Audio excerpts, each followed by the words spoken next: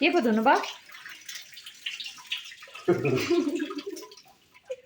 के धुनु भएको जानी किन सोधेको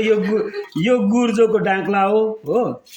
यो गुर्जोको डाँक्ला हो यो निमपत्ती हो अन्त यो चाहिँ किन भन्दाखेरि चाहिँ एन्टिबायोटिक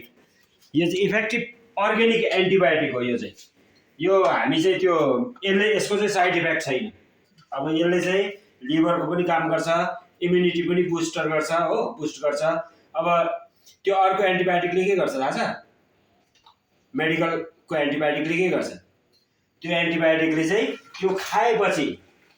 यता बिमार त जाति भए जस्तो गर्छ एकपट्टि ब्लक गरेर कीटाणुहरू मारे जस्तो गर्छ तर कीटाणु मार्दैन लट्याउँछ मात्रै यसले चाहिँ सिधै तितोले गर्दा सिधै डेड अलिक बेसी खायो भने हाम्रो कान पनि डेडै गरे हो अनि त्यहाँदेखि अर्को कुरा चाहिँ यो खायो भने चाहिँ यो चाहिँ ज्वरो पनि जाति गर्छ मलाई कस्तो मार्गी लागेको थियो हिजो अस्ति होइन साह्रो सिकिस्ता मार्गी लागेको थियो तर यो खाँदै हिँड्दै अहिलेसम्म म चट्टै भयो तर यो चाहिँ बेसी होइन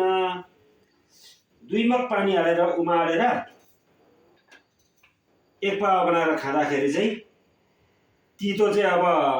कस्तो तितो हुन्छ भन्दाखेरि चाहिँ अब त्यतिको तितो नै भेटिँदैन हो तर तितो खाइसकेपछि चाहिँ हात छेउ चाहिँ कति आउँछ भने त्यो सबै पल्टेर जस्तो भएर आउँछ त्यही चाहिँ रहेछ जाती भएको चाहिँ कीटाणु बाहिर निस्केको आखा हो